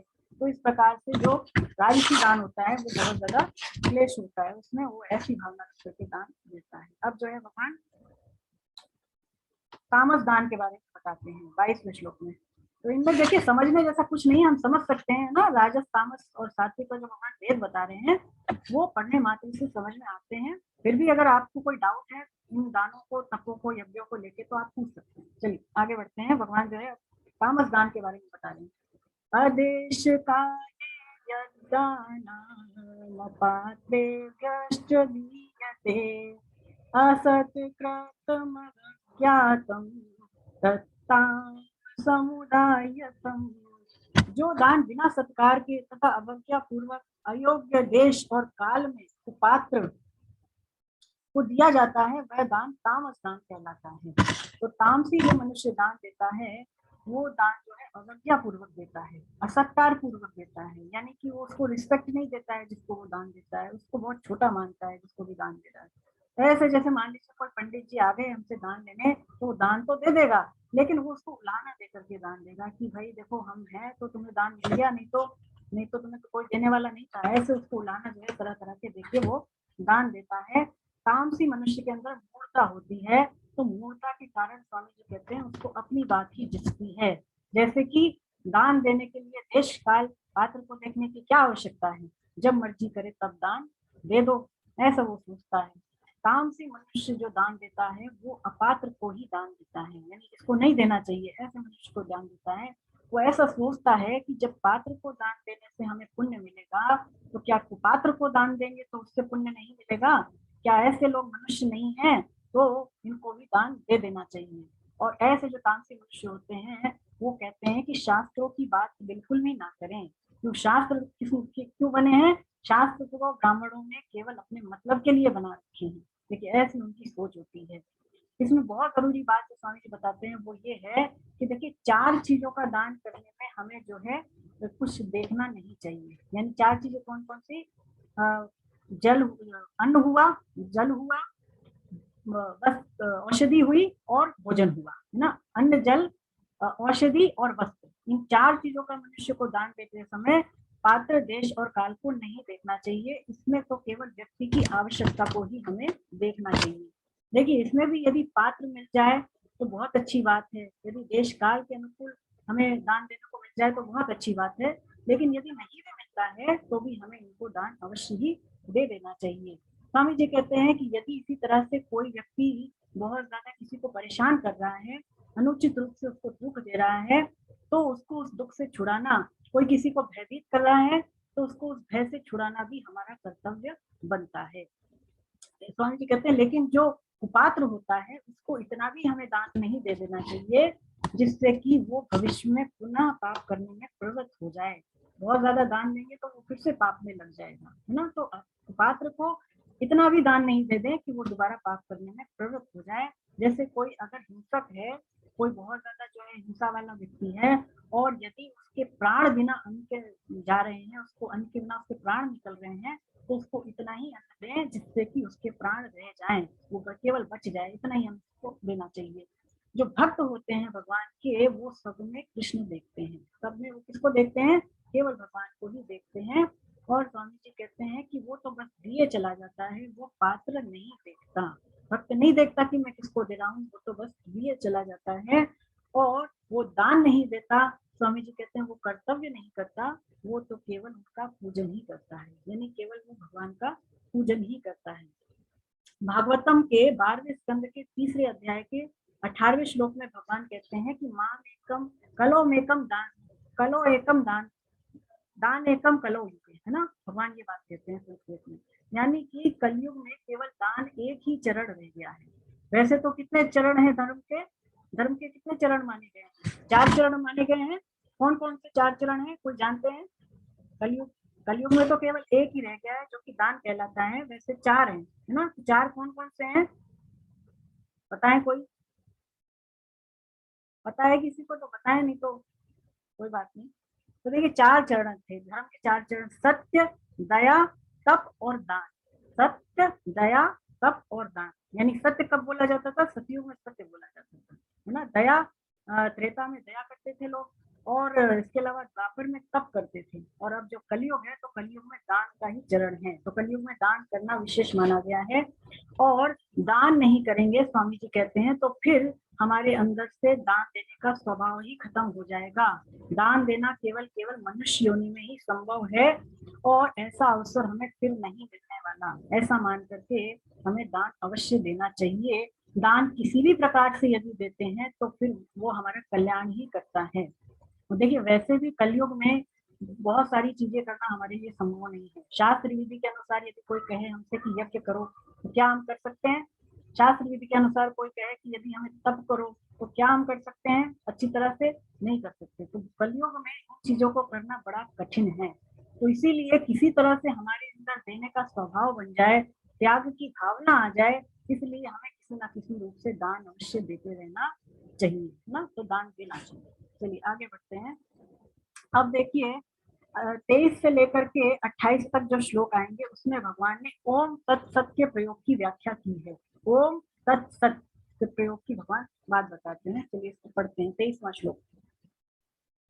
ओम तत्सदिति निर्देशो ब्राह्मण त्रिविधा स्मृतः ब्राह्मणास्तेन वेदाश्च यज्ञाश्च विहिता पुरा ओम तत्सत इन 3 प्रकार के नामों से जिस परमात्मा का निर्देश संकेत किया जाता है, उस परमात्मा से सृष्टि के आदि में वेदों तथा ब्राह्मणों और यज्ञों की रचना हुई। तो देखिए ये जो शब्द है ओम तत्सत, ये वस्तुतः ईश्वर के नाम ही है, परमात्मा के ये नाम कहलाते हैं। भगवान स्वयं इस श्लोक में कह रहे हैं ईश्वर के ये निर्देश भी माने गए हैं। देखिए जब भगवान ने ये सृष्टि बनाई, सबसे पहले तो उन्होंने क्या बनाए, सबसे पहले उन्होंने वेदों को बनाया, और उसके बाद उन्होंने ब्राह्मणों को बनाया, फिर उन्होंने यज्ञों को भी बनाया। तो स्वामी जी कहते हैं कि इसमें से विधि बताने वाले तो वेद हैं, अनुष्ठान करने के लिए ब्राह्मण हैं, और क्रियाओं को करने के लिए यज्ञ हैं। तो ये चीजें हमें करनी चाहिए, है ना। तो इस मंत्र से स्वामी जी कहते हैं कि जो ओम तत्सत एक मंत्र ही है, तो इस मंत्र को यदि बोलते हैं तो सारी की सारी जो क्रियाएं हैं वो सफल हो जाती है। यानी यज्ञ दान तप रूपी जो क्रियाएं हैं, ये मंत्र का नाम लेने से वो क्रियाएं सफल हो जाती है। यदि किसी काम में कोई कमी रह भी जाती है तो परमात्मा का नाम लेने से वो पूरी हो जाती है। तो ये जो है अच्छा रहता है, कोई भी कार्य करें तो ये ओम तत्सत इसका उच्चारण करना चाहिए ना। चलिए आगे आगे बढ़ते हैं। 24वां श्लोक। तस्मातो नित्ययुक्ताय यज्ञदान तपः क्रिया प्रवर्तन्ते विधानोक्तं सततं ब्रह्मणादिनाम्। इसलिए वैदिक सिद्धांतों को मानने वाले पुरुषों की शास्त्र विधि से नियत यज्ञ दान और तप रूपी क्रियाएं सदा ओम इस परमात्मा के नाम का उच्चारण करके ही आरंभ होती हैं। तो ओम जो है वो 3 शब्द तीन अक्षरों से बना है ना, अ उ और म, है ना।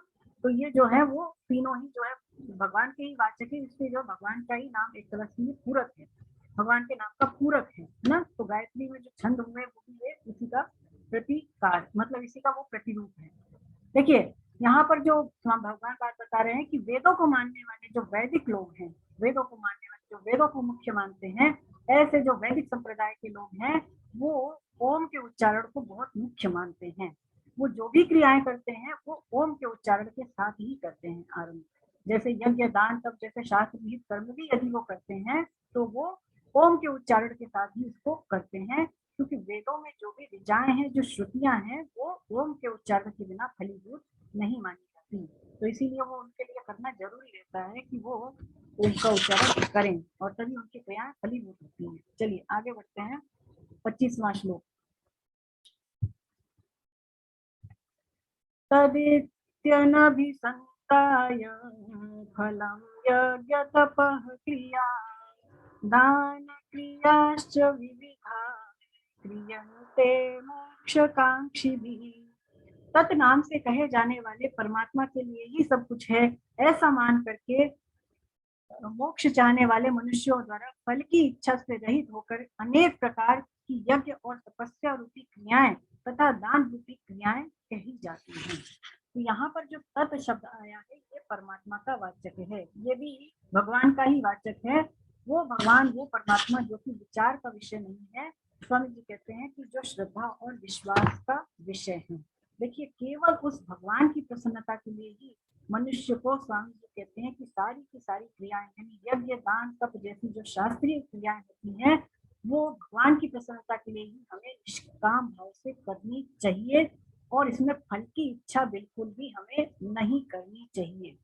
यानी उस नित्य निरंतर रहने वाले जो भगवान हैं उनकी तो हमें नित्य निरंतर स्मृति रखनी चाहिए और नाशवान की इच्छा बिल्कुल भी नहीं करनी चाहिए। एक उद्देश्य अपने जीवन का होना चाहिए, एक उद्देश्य भगवत प्राप्ति का। तो एक भगवत प्राप्ति का उद्देश्य रख करके स्वामी जी कहते हैं कि इस संसार से अर्थात मैं मेरेपन का त्याग करके हमें उस परमात्मा की दी हुई शक्ति से उसी परमात्मा के लिए सारे यज्ञ दान तप की क्रियाओं को उन्हीं का मान करके और उन्हीं की प्रसन्नता के लिए हमें करना चाहिए। इसका मतलब क्या हुआ कि जिस संसार को हमने प्रत्यक्ष मान रखा है उस संसार का तो हमें क्या करना है, निराकरण करना है ना, उससे अपना जो है संबंध छेद करना है।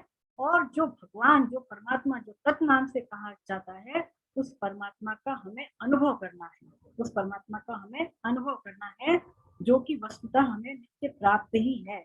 प्राप्त ही है लेकिन हमें अनुभव नहीं हो पा रहा है। तो इसके लिए क्या करना पड़ेगा, निष्काम भाव से क्रियाओं को उन्हीं के लिए, उन्हीं की प्रसन्नता के लिए करना पड़ेगा। यहाँ पर स्वामी जी लिखते हैं कि जो तत् शब्द है वो जो भगवान कृष्ण का बोधक है, कृष्ण का ही जो भगवान श्री कृष्ण का ही एक नाम है तत्, है ना। तो जो भक्त होते हैं वो तत्पद के बोधक श्री कृष्ण के नाम से ही सारी की सारी क्रियाओं को आरंभ करते हैं। चाहे वो कुछ भी करते हैं तो भगवान का नाम लेकर के ही वो काम शुरू करते हैं, क्योंकि वो नित्य निरंतर रहने वाले हैं।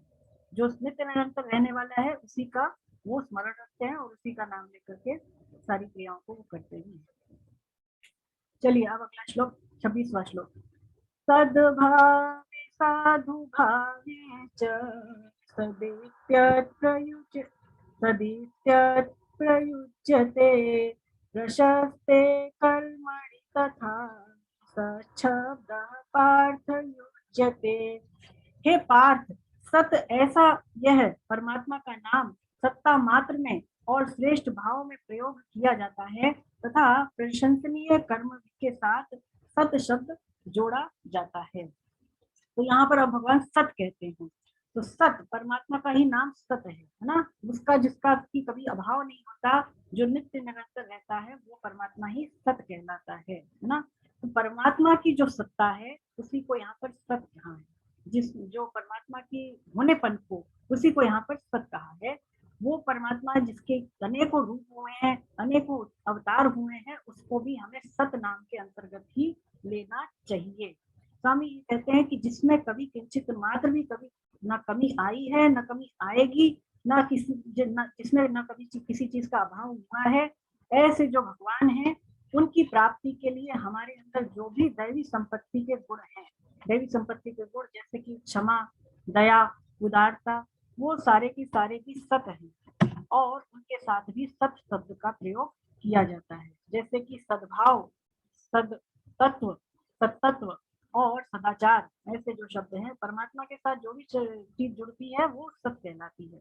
फिर स्वामी जी कहते हैं कि इसी प्रकार से ईश्वर की प्राप्ति के लिए क्रिया रूप से हमारे अंदर जो कुछ भी श्रेष्ठ आचरण है वो सारे के सारे भी प्रशंसनीय कर्म है और उनके साथ भी सत शब्द का प्रयोग किया जाता है। देखिए भगवत प्राप्ति, भगवान ने पहले ही ये बात कही थी छठे अध्याय में जब हम थे तो 40वें श्लोक में भगवान ने क्या कहा था कि भगवत प्राप्ति के लिए कर्म करने वाला कोई भी मनुष्य दुर्गति को नहीं जाता, क्योंकि उसका जो फल होता है वो सत हो जाता है। इसका मतलब ये है कि जो भी शास्त्रीय कर्म है, शास्त्र विधि के अनुसार यदि यज्ञ दान सब कर्म हम करते हैं और उसका संबंध भगवान से जोड़ते हैं तब तो वो सत्कर्म कहलाएंगे। लेकिन अगर उन कर्मों का संबंध हम भगवान से नहीं जोड़ते हैं और यज्ञ दान सब जैसे कर्म करते हैं तो फिर ये कर्म केवल शास्त्रीय कर्म हुए, सत्कर्म नहीं हुए। आगे भगवान कहते हैं इसमें कि श्रेष्ठ भाव, श्रेष्ठ भाव का स्वामी जी अर्थ बताते हैं कि हमारे अंतःकरण में जो अच्छे अच्छे भाव है, जो श्रेष्ठ भाव है, उसी को यहाँ संस्कृत में साधु भाव कहा है ना। साधु भाव, श्रेष्ठ भाव एक ही बात है। दैवी संपत्ति सत मानी गई है और आसुरी संपत्ति असत मानी गई है। इसी तरह से सद्गुण सदाचार जो चीजें हैं वो सत मानी गई हैं और दुर्गुण दुराचार जैसी जो चीजें हैं वो असत मानी गई है। देखिए पहले के जो राक्षस दैत्य दानव होते थे वो भी प्रशंसनीय कर्म करते थे, जैसे कि तपस्या रूपी कर्म वो भी करते थे, लेकिन वो सारे के सारे असत भाव से करते थे। असत भाव से मतलब केवल अपने स्वार्थ की पूर्ति के लिए और दूसरों का नुकसान करने के लिए ही वो ये सारी चीजें करते थे, तपस्या जैसी चीजें। तो क्या होता था, उससे उनको बंधन हो जाता था, फिर वो सत्कर्म नहीं हुए, फिर वो क्या हो गए, वो कर्म बंधनकारी हो गए। उससे ज्यादा से ज्यादा क्या होता है कि उनसे उनको स्वर्ग आदि ऊंचे लोगों की प्राप्ति तो हो जाएगी, ब्रह्म लोक तक के लोगों की उनको प्राप्ति हो सकती है, लेकिन फिर लौट करके मृत्यु लोक में तो आना ही पड़ता है। इसका मतलब यही है कि यदि हम भगवान से संबंध नहीं जोड़ करके कर्म करें और निष्काम भाव से नहीं करें तो वो सारा का सारा असत हो जाता है और वो बंधनकारी हो जाता है। स्वामी जी कहते हैं इसमें एक खास बात कि वास्तव में असत के त्याग की हमें जितनी आवश्यकता है उतनी सत्य को ग्रहण करने की नहीं है ना। असत का त्याग करेंगे तो क्या होगा कि सत अपने आप ही प्रकट हो जाएगा। असत का त्याग किए बिना स्वामी जी कहते हैं कि यदि सत को ऊपर से लाएंगे, चिपकाएंगे तो सत्य ठहरेगा नहीं, सत्य ठहरेगा ही नहीं, वो चला जाएगा। और अगर असत का त्याग कर देंगे तो सत्य जो है वो भीतर से उदय हो जाता है। इसके पहले भी हम याद करें कि दूसरे अध्याय में भगवान ने 16वें श्लोक में ये कहा था कि परमात्मा का कभी भी अभाव नहीं होता, नास्तो विद्यते भाव। इसका मतलब ये है कि परमात्मा का कभी भी अभाव नहीं होता, चाहे महाप्रलय आए, चाहे महासर्ग आए, चाहे स्थिति हो, भगवान सदैव एक जैसे ही रहते हैं। चलिए आगे बढ़ते हैं 22वां श्लोक। यज्ञे तपसि दाने च स्थितिः सदिति चोच्यते कर्म चैव तदित्यं सदित्यवा विधीयते। यज्ञ तथा तप और दान रूपी क्रियाएं में जो स्थिति यानी निष्ठा है वह ही सत ऐसी कही जाती है, और उसमें परमात्मा के निमित्त किए जाने वाला जो कर्म है वो भी सत कहलाता है। तो देखिए स्वामी जी बताते हैं यहाँ पर, भगवान स्वयं कह रहे हैं जैसे कि यज्ञ दान और तप में जो निष्ठा है, जो स्थिति है, वो भी सत ही कहलाती है ना। यानी ये सारे के सारे जो कर्म है वो सत है, यदि हम उनका संबंध भगवान से जोड़ते हैं तो। स्वामी जी बता रहे हैं आगे कि देखिए ये सारे कर्म जो है वो प्रशंसनीय कर्म है। ये सारे यज्ञ दान तप रूपी जो कर्म है वो सारे प्रशंसनीय कर्म है। इन कर्मों के अलावा भी कर्मों के दो स्वरूप होते हैं। कौन कौन से? एक तो होते हैं पारमार्थिक कर्म और एक होते हैं लौकिक कर्म। लौकिक कर्म मतलब जैसे कि हमारे जीव का संबंधी कर्म, जैसे खेती नौकरी व्यापार, इसके अलावा व्यावहारिक कर्तव्य कर्म और शारीरिक कर्म जैसे सोना जगना उठना बैठना आदि, ये सारे शारीरिक कर्म हैं। ये सारे किसमें आते हैं? लौकिक कर्म में आते हैं। पारमार्थिक कर्म जैसे कि सत्संग करना, भजन करना, स्वाध्याय करना, ध्यान करना, जप करना, ये सारे पारमार्थिक कर्म हैं।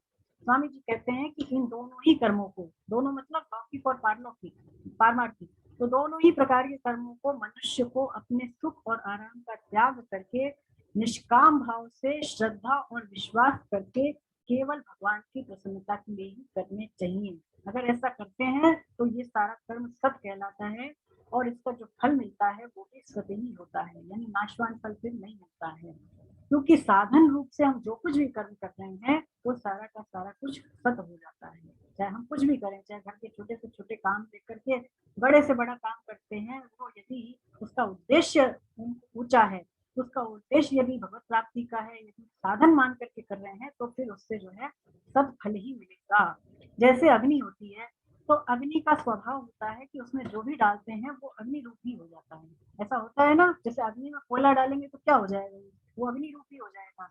इसी प्रकार से भगवत प्राप्ति के लिए जो कुछ भी कर्म किए जाएंगे, जो भी परमात्मा की प्रसन्नता के लिए हम कर्म करते हैं, वो सारे के सारे भी सत हो जाते हैं, सारे के सारे भी सत हो जाते हैं, और उनका जो फल मिलता है वो भी सत ही मिलता है। आगे बढ़ते हैं, इस अध्याय का ये आखिरी श्लोक है, इसको लेते हैं। अश्रद्धया तं दत्तं तपस्तप्तं कृतं च सदिति असदित्युच्यते पार्थ नो इहा। हे पार्थ, अश्रद्धा से किया हुआ हवन, दिया हुआ दान और तपा हुआ तप तथा और भी जो कुछ किया जाता है वह सब असत ऐसा कहा जाता है। उसका फल ना तो यहाँ होता है, ना मरने के बाद ही होता है, अर्थात उसका कहीं भी सत्फल नहीं होता। तो जैसा भगवान स्वयं श्लोक में कह रहे हैं कि यदि हम शास्त्रीय यज्ञ दान और तप जैसे कर्म भी अश्रद्धा से करते हैं तो वो सारा कुछ असत ही हो जाता है। यानी श्रद्धा बहुत ऊंची चीज है ना। तो श्रद्धा रख करके नहीं करने से, श्रद्धा नहीं रख करके करने से ये सारे कर्म चाहे कितने ही बड़े हों, शास्त्र के अनुकूल हों, लेकिन ये क्या हो जाते हैं? ये असत हो जाते हैं। देखिए भगवान कह रहे हैं श्लोक में, इसका न तो इस लोक में फल मिलता है और न ही मरने के बाद उसका परलोक में फल होता है। यानी क्या होगा, ज्यादा से ज्यादा अगर फल मिलना भी हुआ तो हमें क्या मिलेगा? धन संपत्ति मिल जाएगी, पत्नी पुत्र मिल जाएगा, और इसके अलावा ऊंचे ऊंचे लोगों की प्राप्ति हो जाएगी, ब्रह्म लोक तक की प्राप्ति हो जाएगी, लेकिन फिर भी वहां से लौट करके वापस आना पड़ेगा, यानी सत्फल नहीं मिलेगा। अगर इन्हीं कर्मों को हम निष्काम भाव से यदि करते हैं, श्रद्धा से करते हैं, भगवान की खुशी के लिए करते हैं, विधि से करते हैं, तो इससे क्या होगा? हमारा अंतःकरण शुद्ध होकर के और भगवत प्राप्ति हो जाएगी, ईश्वर की प्राप्ति हो जाती है। तात्पर्य यह है कि भगवत प्राप्ति में देखिए भाव की ही प्रधानता है, भाव और श्रद्धा की प्रधानता है, न कि बहुत ज्यादा कर्मों की प्रधानता है। भगवत प्राप्ति के लिए कर्मों की उतनी प्रधानता नहीं है जितनी की भाव और श्रद्धा की है। स्वामी जी के प्रश्न उठाते हैं कि अश्रद्धा से किए हुए कर्म असत क्यों हो जाते हैं। तो इसका उत्तर भी स्वामी जी देते हैं कि देखिए, शास्त्रों ने और भगवान ने मनुष्यों के कल्याण के लिए ही सारे शुभ कर्म बनाए हैं। अब यदि इन शुभ कर्मों को अश्रद्धा से करते हैं तो ये असत हो जाते हैं, असत हो जाते हैं। अतः अश्रद्धा के कारण तो उनको नरकों की प्राप्ति होनी चाहिए। अश्रद्धा के कारण इन कर्मों को करने वालों को तो नरकों की प्राप्ति होनी चाहिए, दंड मिलना चाहिए। लेकिन उनके कर्म शुभ हैं, उनके कर्म शुभ हैं, इसलिए उन कर्मों का उनको कोई फल नहीं मिलता। यही मानिए उनका दंड है, यही मानिए उनका दंड है। यहाँ पर एक शंका होती है, जो भगवान कह रहे हैं कि जो अश्रद्धा से किया हुआ कर्म होता है उसका जो फल होता है ना इस लोक में मिलता है ना मरने के बाद मिलता है। तो सारे के सारे जितने भी संसार में पाप कर्म हो रहे हैं वो अश्रद्धा से ही तो हो रहे हैं, अश्रद्धा से ही हो रहे हैं। तो फिर उनको तो कोई फल मिलना ही नहीं चाहिए, ऐसे पाप कर्म करने वालों को तो। और मनुष्य अपने किए हुए जो पाप है उसका फल भुगतना भी नहीं चाहता। तो देखिए, इसका समाधान स्वामी जी देते हैं कि रागी मनुष्य जब राग पूर्वक कोई भी कर्म करेगा यदि, तो उसको ना चाहते हुए भी उसका फल मिलेगा ही। कर्ता को ना चाहते हुए भी फिर उसका फल मिलता ही है। इसका मतलब ये है कि यदि कर्ता का निष्काम भाव होगा तो फिर उससे उसको परम गति की प्राप्ति हो जाएगी। और यदि कोई उसके अंदर स्वार्थ का भाव है, यदि उसके अंदर कामनाएं हैं, अश्रद्धा है, तो इससे जो है उसको आसुरी योनि की अथवा नरकों की प्राप्ति हो जाएगी। इसीलिए आसुरी मनुष्य को आसुरी योनि यानी ऐसी जगहों की प्राप्ति होती है ना। जैसे हनुमान जी हैं, तो हनुमान जी का जो है इसमें दृष्टांत दिया हुआ है आपकी किताब में कि हनुमान जी भगवान राम के ऐसे निष्काम भक्त हैं कि वो सारे के सारे काम केवल भगवान की खुशी के लिए करते हैं। उनका अपना कोई स्वार्थ नहीं, कोई अपना हित नहीं। तो भगवान राम उनके ऋणी हो गए।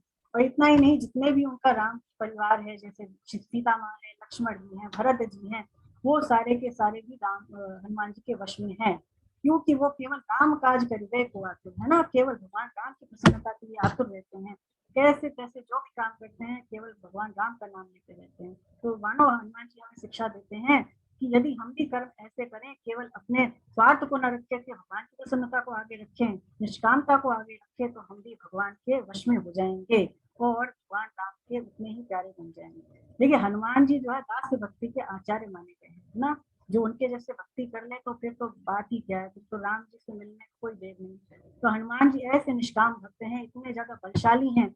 सूर्य को उन्होंने जो है फल समझ करके निकल लिया था, आप सबको पता ही है। तो ऐसे जो हनुमान भक्त हैं उनमें कितनी श्रद्धा और कितना दैन्यता है, कितना दैन्य भाव है, उनसे हमको जो है प्रेरणा लेनी चाहिए। तो हम सब में भी ऐसी भक्ति आए, राम जी के प्रति हमारा भी ऐसा समर्पण भाव हो, ऐसी निष्कामता हो, ये हमें हनुमान जी से प्रार्थना करनी चाहिए। हरे कृष्ण हरे कृष्ण।